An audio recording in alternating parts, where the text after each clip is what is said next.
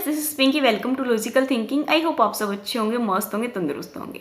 आज हम करेंगे सीडीपी बाल विकास एवं शिक्षा शास्त्र, जो आपके 2011 से लेकर 2021 तक जितने भी आपके पेपर हुए हैं सीडीपी के, सॉरी एस्टेट के, वो मैं आपको सारे ही कराऊंगी। मेरी कोशिश है कि मैं आपको कंटिन्यू ही करा दूं। जितने भी आपके क्वेश्चन बनते हैं 20 से 25 क्वेश्चन का डेली का टारगेट रहेगा। हो सकता है मैं आपको 30 भी करा दूं अगर टाइम की अगर कोई प्रॉब्लम नहीं हुई तो। अगर आप चाहते हो कि आपके सीडीपी में एक भी नंबर ना कटे तो आप मेरे साथ ज्वाइन कर सकते हो। अगर देखो डेली के भी अगर 20 क्वेश्चन कर रहे हो तो आने वाले 10-12 दिन ही बचे रहे हैं। तो अगर 10 दिन भी मानो तो 20 क्वेश्चन कर रहे हो 10 दिन के, तो 200 क्वेश्चन से आप निकल जाओगे। तो मेरे ख्याल से आपको सीडीपी में कोई भी प्रॉब्लम नहीं आएगी। आप मेरे साथ ज्वाइन कर सकते हो अगर आप अपने नंबर अच्छा करना चाहते हो तो सीडीपी में। ओके, हम बिना टाइम वेस्ट करते हुए हम अपने प्रीवियस ईयर के जो पेपर है वो देखते हैं। अब प्रीवियस ईयर में 2011 का पेपर है जो मैं आपको आज करा रही हूँ। नेक्स्ट में हम 12 का, 13 का, ऐसे हम कंटिन्यू करते जाएंगे। अब हमारा फर्स्ट क्वेश्चन देखो क्या दे रखा है। निम्न में से बाल विकास के सिर पादमुखी सिद्धांत का कौन सा कथन सत्य है? मतलब जो आपका स्फेलोकॉर्डल है ना, उसका पूछा है कि वो कौन सा है। तो हमारा जो स्फेलोकॉर्डल है वो कहाँ से चलता है? सिर से पैर का। देखो सी से याद रखो, स्फेलोकॉर्डल हमारा सी है तो सी से क्या होगा? सिर। सिर, ठीक है। सी से क्या होगा? सिर। सिर से क्या आएगा? हमारा पैर की ओर जो विकास होता है वो होता है। आपका प्रोक्सी मॉडल है। प्रोक्सी मॉडल क्या होगा? जो आपका हार्ट है, हार्ट से बाहर जो आपका केंद्र है, केंद्र से बाहर की साइड होता है आपका किसमें? प्रोक्सी मॉडल में। नेक्स्ट देखो, नेक्स्ट है हमारा मानव में व्यक्तिगत विभिन्नताओं के निर्धारक संबंधित है। जो आपकी विभिन्नताएं हैं, जो डाइवर्सिटी है, वो किस पे निर्धारित करती है? वो हमारी कौन निर्धारित करती है? पर्यावरण में? नहीं। वंश में विभिन्नता? नहीं। वंश और वातावरण में विभिन्नता, जो हमारी हेरिडिटी है और जो इन्वायरमेंट है, वो दोनों ही चीज उसको डिसाइड करती है। नेक्स्ट देखो, एक बालक वस्तु और घटनाओं के विषय में तार्किक रूप से सोच सकता है। किससे वो सोच रहा है? तार्किक। तार्किक मतलब उसमें रीजनिंग पावर है वो डेवलप हो चुकी है। तो प्याजे द्वारा दी गई कौन सी अवस्था की विशेषता है?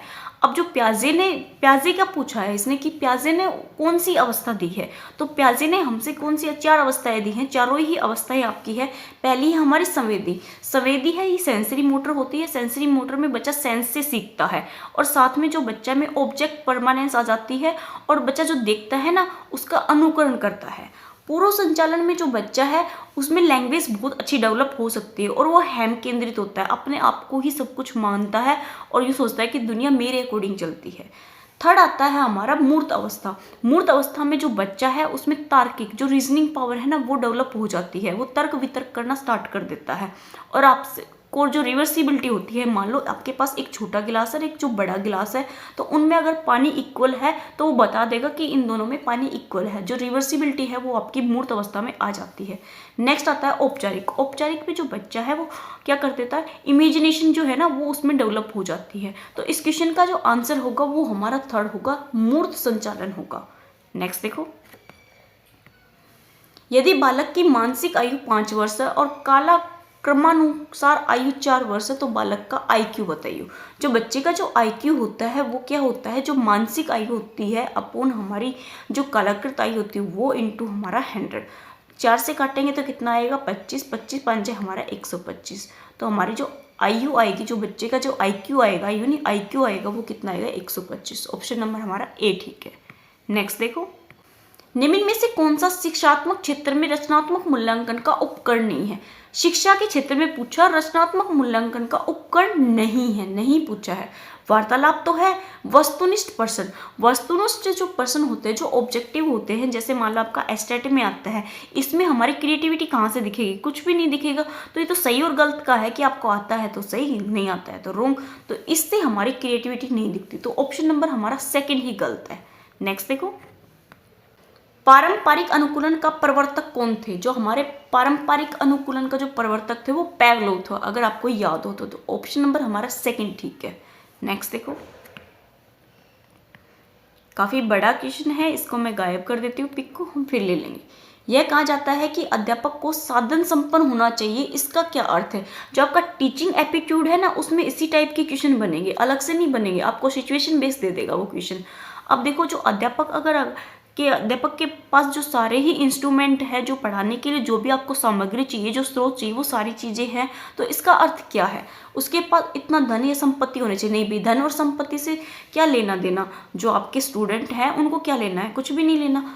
उसके उसके उच्च अधिकारियों के साथ संबंध होने चाहिए ताकि उन्हें कोई हानि ना पहुंचे। नहीं, इससे भी हमें कोई भी उच्च अधिकारियों से आपका संबंध अच्छा हो या बुरा हो वो एक अलग बात है, बट आपका जो स्टूडेंट है उनके साथ संबंध बहुत अच्छा होना चाहिए। ठीक है, उनके पास पर्याप्त ज्ञान होना चाहिए, बिल्कुल सही बात है, ताकि वह विद्यार्थियों की समस्याओं को हल कर सके। एक शिक्षक के पास क्या होना चाहिए? हमारे पास पर्याप्त ज्ञान होना चाहिए जो कि एक विद्यार्थी की जो भी आपकी समस्या है, जो प्रॉब्लम है, उसका वो सोल्यूशन कर सके। हमारा ऑप्शन नंबर सेकंड ठीक है। फोर्थ भी पढ़ेंगे, उसकी विद्यार्थियों में अच्छी प्रतिष्ठा होनी चाहिए ताकि अधिकारियों के विरुद्ध कोई दंडात्मक कार्य न कर सके। ये भी गलत है।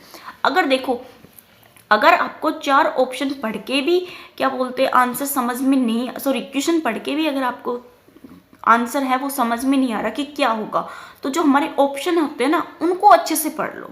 अगर आपको क्वेश्चन समझ में नहीं आ रहा तो उनमें से देखो नेगेटिव चीज़ क्या है वो निकाल दो। अगर नेगेटिव पूछा है तो नेगेटिव हो जाएगा, अगर आपको पॉजिटिव पूछा है तो उसमें पॉजिटिव हो जाएगा। ऑप्शन से भी आप आराम से CDP को निकाल सकते हो। नेक्स्ट देखो, निम्न में से कौन से प्रेरकों को प्राथमिक प्रेरक कहा जाता है? कौन से जो आपके प्रेरक है जिनको हम प्राथमिक प्रेरक कहते हैं? शारीरिक विज्ञान प्रेरक हमारा ऑप्शन नंबर फर्स्ट ही ठीक है। मनोवैज्ञानिक ये है नहीं है, सामाजिक भी नहीं है और विशिष्ट भी नहीं। जो हमारे शारीरिक विज्ञान प्रेरक है वही हमारी फर्स्ट है। सबसे पहले हमारी बॉडी आती है, उसके बाद ही हमारा कुछ और आता है। नेक्स्ट देखो, अभिभावकों में बच्चों के गुणों का स्थानांतरण क्या कहलाते हैं? जो हमारे बड़े बुजुर्ग हैं उनसे जो हमारे अंदर जो गुण आते हैं उनको हम क्या कहते हैं? पर्यावरण नहीं, जीन नहीं, हम क्या कहते हैं? अनुवांशिकता। अनुवांशिकता मतलब हेरिडिटी, हम उनको हेरिडिटी कहते हैं, जो एक वंश से दूसरे वंश में चलती रहती है। नेक्स्ट देखो, आपकी कक्षा में कुछ विद्यार्थी अभूतपूर्व रूप से बुद्धिमान है तो आप उन्हें पढ़ाएंगे। अगर वो अभूतपूर्व रूप से बुद्धिमान है तो उनको हम किसके साथ पढ़ाएंगे? भूतपूर्व अनुसार, कार्यक्रम के अनुसार पढ़ाएंगे। कक्षा के साथ तो हम नहीं पढ़ाएंगे, उच्च कक्षाओं के साथ भी नहीं पढ़ाएंगे। जो ऑप्शन नंबर थर्ड है ना, ये ठीक है। उनके लिए अलग से कार्यक्रम हम चलाते हैं तो उनमें उन स्टूडेंट को हम पढ़ाएंगे, केवल तब वो चाहे। नहीं, ये कभी नहीं हो सकता कि तभी पढ़ाए जब हम स्टूडेंट चाहे। इसका मतलब तो स्टूडेंट अगर कभी नहीं चाहेगा तो हम उनको पढ़ाएंगे नहीं। तो हमारा ऑप्शन नंबर थर्ड ठीक है। नेक्स्ट देखो, फ्रोबेल का शिक्षा में उसका सबसे महत्वपूर्ण योगदान था। जो आपके फ्रोबेल थे उनका शिक्षा में सबसे महत्वपूर्ण जो योगदान था वो क्या था? व्यवसायिक स्कूल का विकास नहीं, किंडरगार्टन। जो हमारे फ्रोबेल है उन्होंने किंडरगार्टन जो डेवलपमेंट है वो स्टार्ट किया था। ऑप्शन नंबर हमारा सेकंड ठीक है। नेक्स्ट देखो, यदि एक बालक 16 को 61 लिखता है और B को वो D में उलझ जाता है, मतलब B और D में वो डिफरेंस नहीं कर पाता है, तो उसकी स्थिति है दृष्टि दोष है। नहीं भाई, दृष्टि दोष कैसे है? हो सकता है उसको कुछ प्रॉब्लम हो और हो। शिक्षण अयोग्यता हो सकता है ये वाला। और हम ऑप्शन चेक करेंगे, मानसिक दोष नहीं। मानसिक दोष तो किसी में हम कहेंगे नहीं कि इसको मानसिक दोष है कि भाई 16 को 61। हो सकता है उसको अंडरस्टैंडिंग में कुछ प्रॉब्लम हो, उसकी जो शिक्षा है उसमें कुछ प्रॉब्लम हो गई हो, तो जिससे उसको 16 और 61 में डिफरेंस का नहीं पता लग रहा। मानसिक अवरोध ये भी नहीं। तो ऑप्शन नंबर जो हमारा सेकंड है वो सही है। क्या आएगा? शिक्षण अयोग्यता। जो शिक्षण है उसमें कहीं ना कहीं कुछ कमी रहेगी, इसलिए वो 16 को क्या पढ़ रहा है? 61 पढ़ रहा है, और B को वो क्या पढ़ रहा है? D पढ़ रहा है। नेक्स्ट देखो, रचनात्मक लेखन एक गतिविधि होनी चाहिए जिसका नियोजन है। रचनात्मक लेखन क्या है? केवल उन बच्चों के लिए जो ग्रेड स्तर पर पढ़ रहे हो? नहीं, केवल उन्हीं के लिए होंगे जो ग्रेड के लिए पढ़ रहे हो, ऐसा तो नहीं है। केवल उन बच्चों के लिए जो संयुक्त वाक्य पढ़े और लिख सके? नहीं, संयुक्त वाक्य का क्या कोई मतलब नहीं है इस क्वेश्चन में। केवल उन बच्चों के लिए जो समाचार पत्र के लिए लिखना चाहते हो? नहीं, इनके लिए नहीं, सभी के लिए है। जो आपकी रचनात्मकता है, जो क्रिएटिविटी है, वो सभी के लिए है। नेक्स्ट देखो, निम्न में से कौन सा सिद्धांत बालक के बौद्धिक सिद्धांतों के 4 चरणों को दर्शाता है? संवेदी प्रेरक होगा। ये क्या होगा? संवेदी प्रेरक। रे आएगा यहाँ पे। पूर्व का संचालन, पूर्व संचालन आएगा ये आपका। मूर्त संचालन और आपका औपचारिक संचालन। ये किसके हैं? आपके प्याजे के हैं। ये सभी प्याजे की थ्योरी तो आपको सभी को पढ़ी होगी, नहीं पढ़ी तो मैंने शॉर्ट्स बना रखी है, उसमें देख लेना। मैंने प्याजे का बहुत अच्छा कॉन्सेप्ट करा रखा है। आपकी जो वीडियो है, जो शॉर्ट्स है, वो केवल 30 से 40 सेकेंड के बीच में होती है। उसमें आपको 2 या 3 शॉर्ट्स में मैंने आपको बहुत अच्छे से करा रखा है प्याजे का। तो जो हमारे ये किसके हैं? संवेदी, प्रेरक और आपके पूर्व, अमूर्त और आपको औपचारिक, ये हमारे जीन प्याजे के हैं। ओके, नेक्स्ट देखो। जो आपके विद्यार्थी है उनको पाठ्यक्रम के साथ जोड़ने पर जो हमारा लाभ है वो कौन सा नहीं होगा? विद्यार्थी की प्रेरणा को मजबूत करता है, ये तो है। साथियों के साथ संचार को बढ़ावा देता है, ये भी है।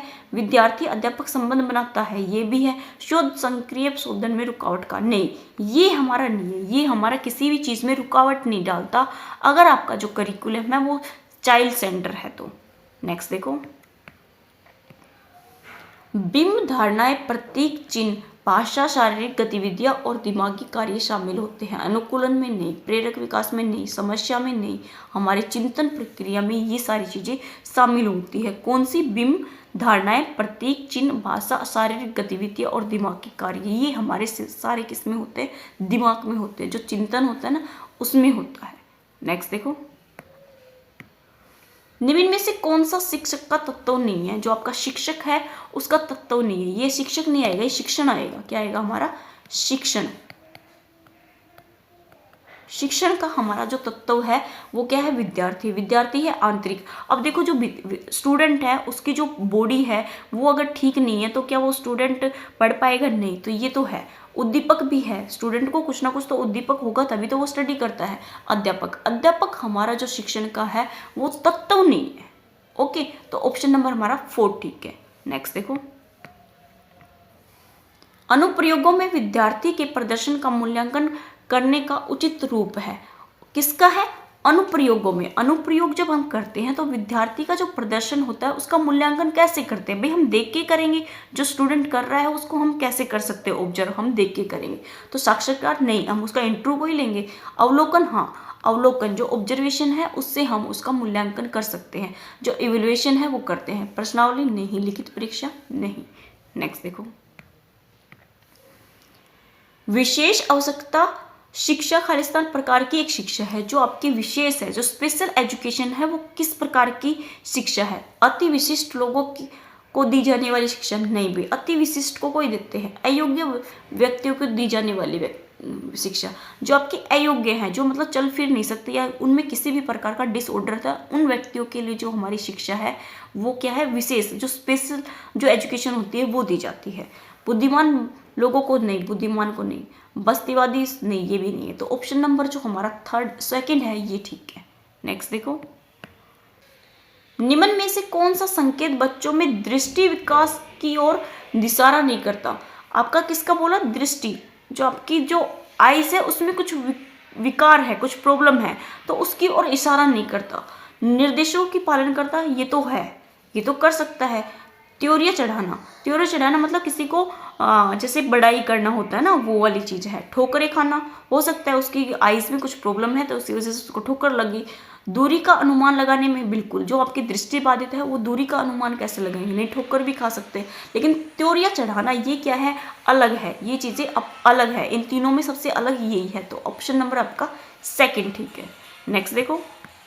भाषा दोष वाले बच्चों की सहायता की जा सकती है। जिनको लैंग्वेज में जिनको प्रॉब्लम है उन बच्चों की सहायता आप कैसे कर सकते हो?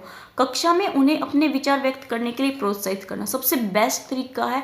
अगर आपको किसी स्टूडेंट में लैंग्वेज की कोई भी प्रॉब्लम है, मानो प्रोनाउंसिएशन की, या आप बोलते टाइम हिचकता है स्टूडेंट, तो आप उस स्टूडेंट की कैसे मदद कर सकते हो? उसके विचार व्यक्त करा के उसको बुलाओ, उससे बातें करो, उसके जो विचार है वो सुनो, उसको पूछो कि उसको कहाँ प्रॉब्लम है, उससे जो फ्रेंडली बिहेवियर बनाओ ताकि वो अपनी जो प्रॉब्लम है उसको बता सके।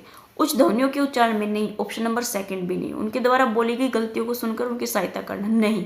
ये तो एक प्रॉब्लम होगी कि उसको सोल्व कर रहा है, लेकिन हम सहायता नहीं कर सकते कंटिन्यू। अगर आप सुन सुनकर उसकी गलतियां निकालोगे फिर उसको बताओगे तो उससे स्टूडेंट हो सकता है वो आपकी जो बोली है, सॉरी, जो गलतियां है वो बताए ना, तो फिर स्टूडेंट की जो सहायता आप कैसे करोगे? पूर्ण मूल्यांकन के लिए विशेषज्ञ के पास भेज के नहीं। जो ऑप्शन नंबर हमारा फर्स्ट है यही ठीक है। ओके, आज के हमारे 21 ही क्वेश्चन थे। आई होप आपको ये पसंद आए तो लाइक कीजिए, सब्सक्राइब कीजिए और मेरे साथ जुड़िए। आप मुझे कमेंट जरूर करके बताना कि मैं ये क्लास कंटिन्यू रखूं या नहीं रखूं। वैसे मेरा टारगेट है 2011 से लेके 2021 के जो प्रीवियस ईयर है वो मैं सारे ही आपको कंप्लीट करा दूं। तो आप मुझे कमेंट करके एक बार जरूर बताना। Okay, thank you.